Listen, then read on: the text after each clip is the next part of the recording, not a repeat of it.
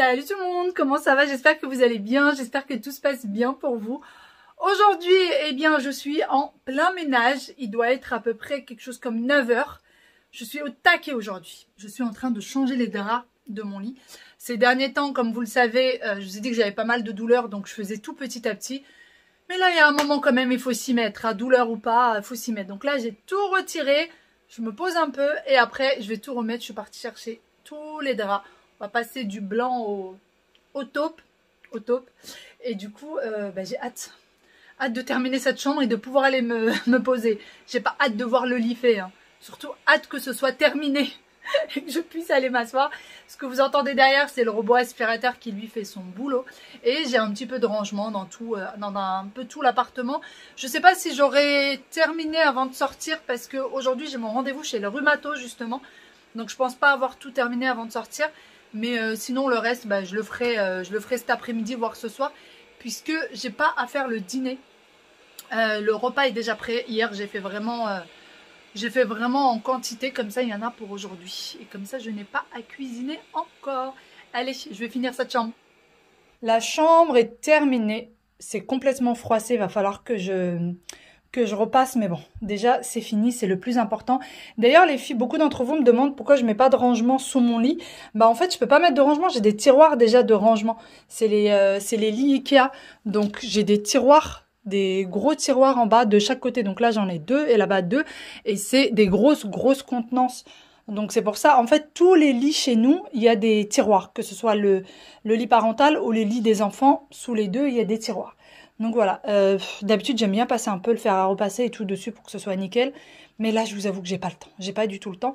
Et j'ai aussi la question souvent sur les cadres, d'où est-ce qu'ils viennent. Donc il y a celui-ci, il y a ces deux-là. Et alors je vais mettre de l'autre côté comme ça. Donc je me suis mise là pour que vous voyez un peu mieux les cadres. Donc il y a ces deux-là et celui-ci. Ils viennent tous de chez Desenio, que ce soit le cadre ou que ce soit les affiches à l'intérieur. Et c'est du plexiglas pour ceux qui se demandent, c'est pas du verre. Voilà, c'est du plexi. Alors ceux-là, ça fait bien 2 ans maintenant que je les ai. J'aime beaucoup ces cadres-là. J'ai pas trop envie de les changer pour le moment. Et pour ce qui est de la tête de lit, alors moi je l'avais pris sur vente privée, mais vous avez la même sur la même, et encore d'autres qui sont magnifiques, qui sont beaucoup plus belles, sur Bobo Chic. Voilà, vous les avez sur Bobo Chic. Le seul truc, c'est que en fait moi, elle était normalement, la tête de lit, elle arrive que jusque là. Il n'y a pas tout ça de hauteur. Elle arrive que jusque là. Et nous, en fait, on lui a mis des pieds en bois qu'on a bien fixé avec une visseuse, marteau, etc. Enfin, tout ce qu'il faut, hein, tout le bric-à-brac. Mais normalement, la tête de lit est beaucoup plus basse. Elle fait que 1,20 m. Alors que là, je crois qu'elle fait 1,40 m. Voilà, 1,40 m de haut. Donc, voilà pour la petite astuce. On l'a fixé et on l'a, en plus de ça, fixé au mur. Voilà, voilà. Allez, je vais m'attaquer au reste de l'appartement.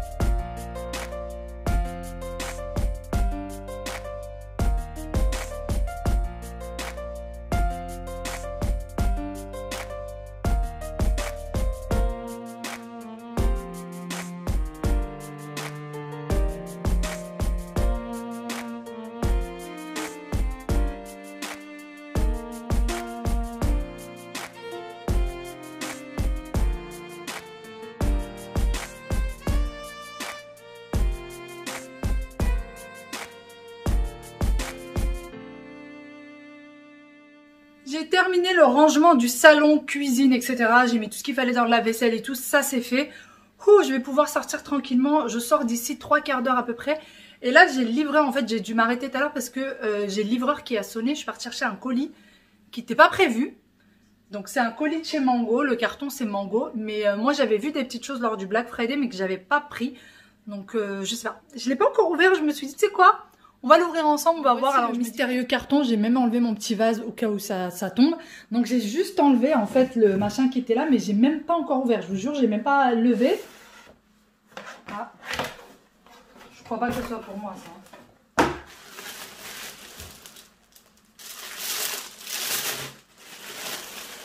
Mais si c'est pour moi...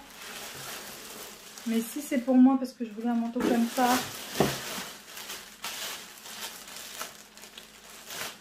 Ça s'ouvre par où ce truc? Bon, allez, on va faire comme ça. En fait, c'était lors du Black Friday, il y avait de super bons prix. Waouh, il est vachement lourd le manteau. Il y avait de très très bons prix sur Mango. Ah, c'est un manteau, en fait c'est un manteau oversize. Alors je sais pas si c'est celui-ci exactement que j'avais choisi. Et en fait il se ferme un peu comme avec des aimants.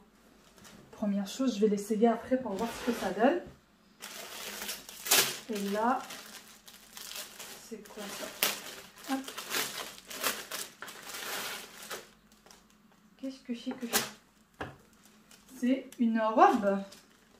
C'est une petite robe. Voilà, une petite robe portefeuille. Par contre, portefeuille, faut faire attention à ne pas se retrouver... J'ai un problème avec ces robes-là. J'ai un souci avec ces robes-là. J'ai toujours peur que le truc il se barre et que je me retrouve nue. Mais elle est trop mignonne, bien épaisse et tout. Trop chou. Par contre, ah ouais, elle est portefeuille et en plus de ça, elle est bien décolletée. Ça va poser problème tout ça. Bon. Et alors ça... En fait, c'est tout ce que j'avais sélectionné sur Mango. Tout ce que j'avais sélectionné sur Mango. Et là, j'ai un pantalon vert.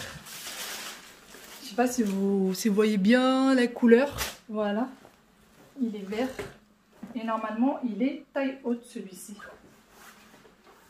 À voir.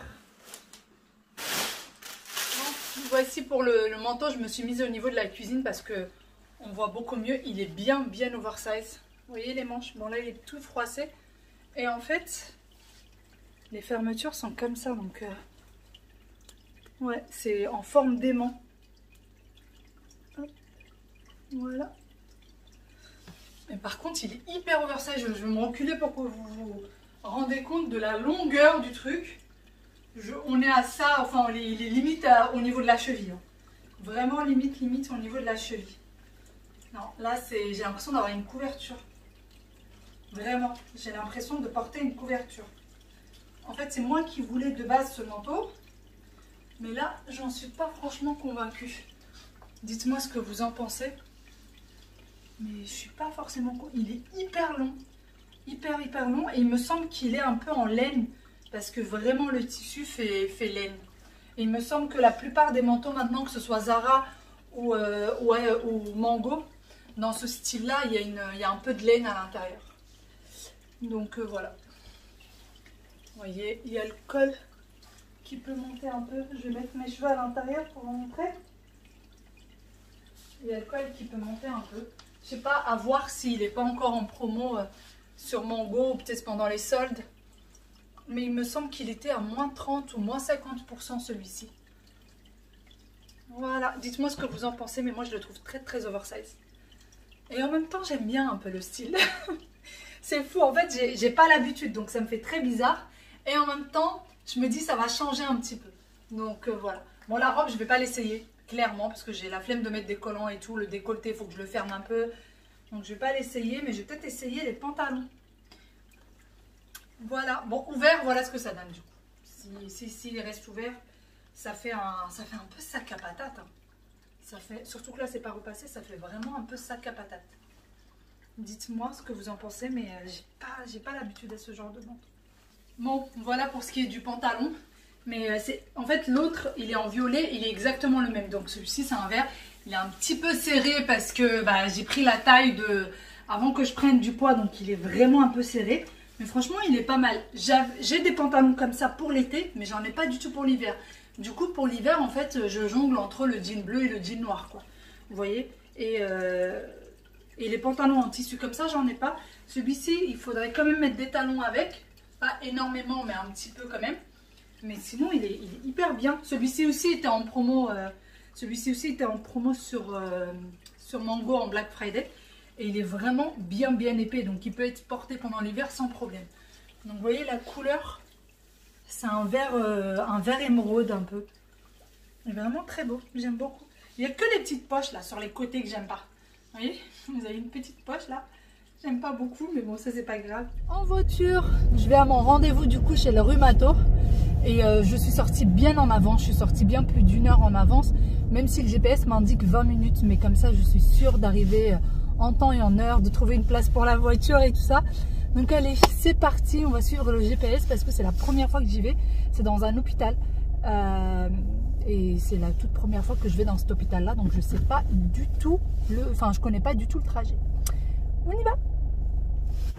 Bon, ça y est, je viens d'arriver, j'ai rendez-vous à l'hôpital Bichat. C'est la première fois, comme je vous disais, que je viens ici. Et je peux vous dire que j'ai galéré à trouver une place. Heureusement que je suis venue bien en avance. Là j'ai encore un petit quart d'heure d'avance, donc le temps juste de trouver le bon service.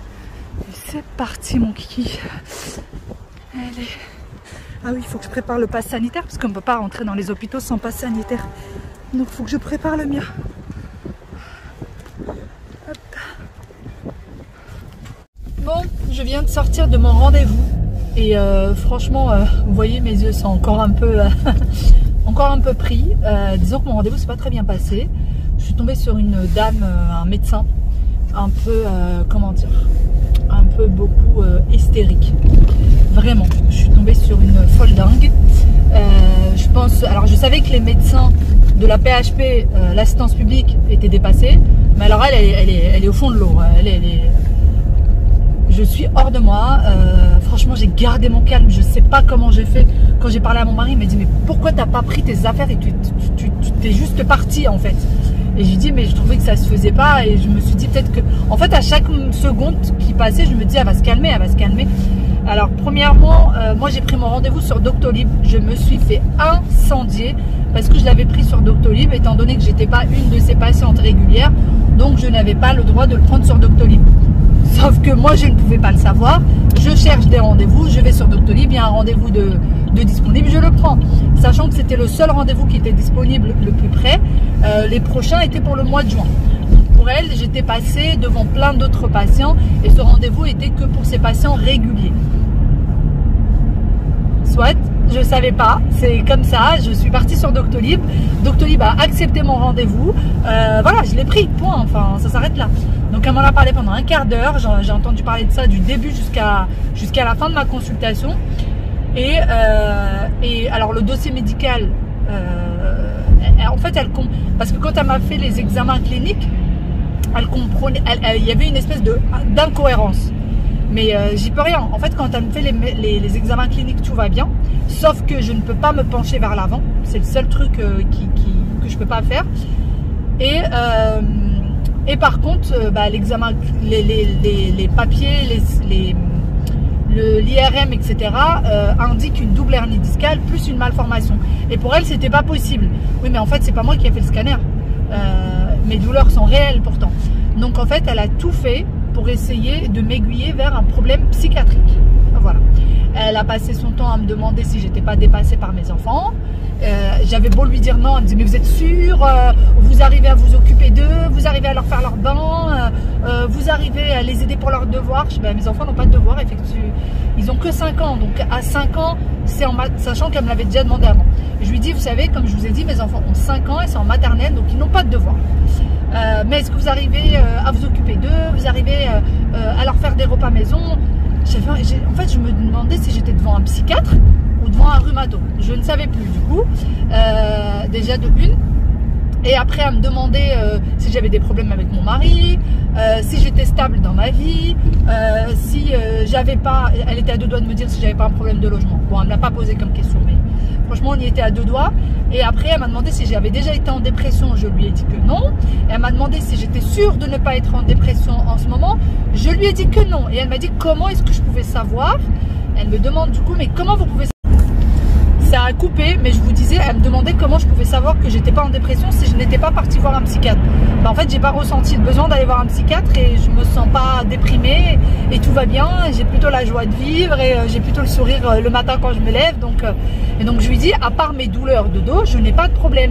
Elle me dit, mais si, vous avez des problèmes puisque vous prenez tout le temps des médicaments. Les médicaments que vous prenez sont assez forts. Une vraie tarée, une vraie tarée. Mon Dieu, où est-ce que je suis tombée? Je rentre. Non, j'ai été coupée une fois de plus, ça fait 2 fois que je suis coupée. Et en fait, à la fin du rendez-vous, elle me dit maintenant vous allez prendre un rendez-vous en juin. Donc j'ai un rendez-vous, je crois le 6 juin ou quelque chose, le 2 juin ou le 6 juin, je ne sais même plus. Vous prenez un rendez-vous en juin et vous ne passez pas devant tout le monde, d'accord? J'avais envie de dire, alors là, si je reviens te voir encore une fois, c'est que c'est vraiment moi la cinglée de l'affaire. Plus jamais je remets les pieds chez elle. Elle m'a donné plein d'ordonnances, donc je vais aller refaire une IRM parce qu'elle m'a donné une IRM un peu plus spéciale, un peu plus pointilleuse. Je vais la faire, elle m'a donné plein d'examens, des examens de sang à faire. Donc je vais tout faire, mais je vais trouver un autre rhumato. Plus jamais de ma vie, je ne mets les pieds chez elle. La dame était hystérique, vraiment. Je ne sais pas ce qui s'est passé ce matin dans sa vie. Je ne sais pas si elle s'est levée du mauvais pied. Mais franchement, j'ai eu un calme. Je ne sais pas d'où est-ce que je l'ai ramené. Je ne sais pas d'où est-ce que j'ai ramené ce calme. Je ne sais pas. Limite, je m'en veux d'avoir été aussi calme. En fait, en y repensant, je me dis, mais j'aurais dû l'envoyer bouler, en fait. Vraiment, j'aurais dû l'envoyer bouler. Mais je voulais absolument, mais les ordonnances qu'elle allait me faire, je me suis dit, au moins, si je vais voir un autre rhumato, que j'ai déjà tout de près et qu'il n'y a plus qu'à lui ramener les ordonnances et voir avec lui ce qui ne va pas. C'était mon objectif. Je me suis dit, de toute façon, elle, je la reverrai plus jamais de ma vie, on s'en fiche. Elle a beau parler, ça ne me prend ni chaud ni froid. L'essentiel, c'est mes examens. Et du coup, j'ai gardé mon calme. Voilà, je rentre chez moi. Allez, on y va. Je suis rentrée à la maison, vraiment à peine rentrée. Je suis passée directement au linge parce que j'avais démarré une machine. Et ça me détend, moi. Voilà. Si l'autre folle me voit, elle va dire, mais elle a des problèmes. Mais elle fait du ménage tout le temps. Mais en fait, c'est une vraie psychopathe. Je suis sûre qu'elle se dirait ça. Je suis persuadée qu'elle se dirait ça. Mais enfin bon, là, franchement, pour lâcher un peu la pression, je vais aller me faire un bon thé. Je vais aller regarder un film de Noël. Je vais me mettre sur le canapé bien au chaud parce que dehors il gèle. Je démarre juste le lave-vaisselle. Oui, elle est cinglée, vous voyez, je vous l'avais dit. Le sèche-linge.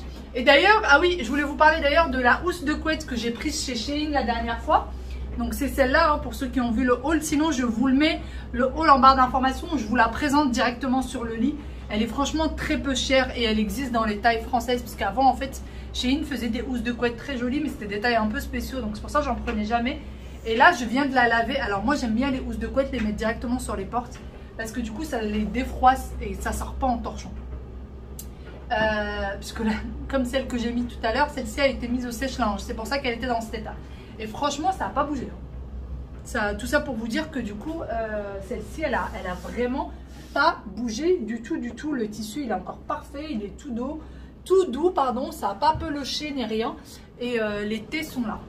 Et les tés, en fait, ce qui est bien avec ceux-là, c'est, vous savez, les tés rectangulaires. Surtout pour les personnes qui utilisent des coussins rectangulaires. Bah voilà. Chez Shein, c'est quasiment que des couettes avec des tés rectangulaires. Donc je crois que c'est 70 sur 50 ou quelque chose comme ça. Donc ils sont vraiment bien. Et là celle-ci, bah, maintenant que je l'ai lavée, la bordure n'a pas du tout bougé. Ça s'est pas enlevé, ça s'est pas décousu, rien du tout, nulle part. J'ai bien tout vérifié. Allez, sur ce, je vais aller me faire un bon thé. Et je vais aller me poser sur mon canapé. Je vais aller me poser. Ça va vraiment me faire du bien et me faire souffler un petit peu. Je vais aller appeler maman aussi pour lui raconter ce que m'a fait cette folle et ce que m'a dit cette cinglée. Ça y est, mes petits loulous sont rentrés. La douche est faite. Ils sont passés de la porte à la douche directe. Et Yaya, elle m'a déjà mis un petit bazar sur son bureau. Aya, est-ce que le bureau était rangé quand t'es rentrée? Ah oui, ça, il faut que tu les ramènes avec toi demain à l'école. La maîtresse a demandé à ce qu'il y ait des enveloppes avec le prénom des enfants écrit. Et du coup, Aya les a écrits. Voilà. Alors, je rentre comme ça. D'accord. Et ça, je le laisse ici parce qu'après, je vais le pousser. Et là, t'as fait quoi? Ça. Tu le fais pour Imran? Bon, elle est en train de faire un dessin. Oui. Et elle a écrit Aya, Imran. Chaque jour, en fait, elle prend ceci. Et chaque jour, elle met un prénom différent. Et elle fait pour tous ses copains de la classe. C'est ça ou pas? Oui. Oui. C'est ça son tour. Chacun son tour. Elle leur fait tous un dessin. Chacun son tour. Et eux aussi lui font un dessin. Donc là, c'est le dessin de Naël Fatima qui lui a offert. Non, c'est pas le dessin de Naël Fatima. C'est qui? C'était 10. Léa Anaïs, pardon, je dis n'importe quoi. Donc là, c'est le dessin de Léa Anaïs. Et derrière aussi, là. Et derrière aussi. Voilà. Tu peux me donner. Oui, je peux te le donner. Merci, maîtresse. Maîtresse. Regardez. Je te laisse terminer? Oui. Oui. Maman, elle va plier le linge. Elle a encore les cheveux attachés parce que quand je fais la douche, je lui attache les cheveux. Tu veux que je le laisse? Non. Moi aussi, je vais faire un dessin pour mes copains. D'accord, mon cœur. Tu peux y aller. Mais ils sont où les enveloppes? Mais là, il n'y a pas besoin d'enveloppe, Wael. Il y a besoin juste de feuilles. Moi, j'ai des...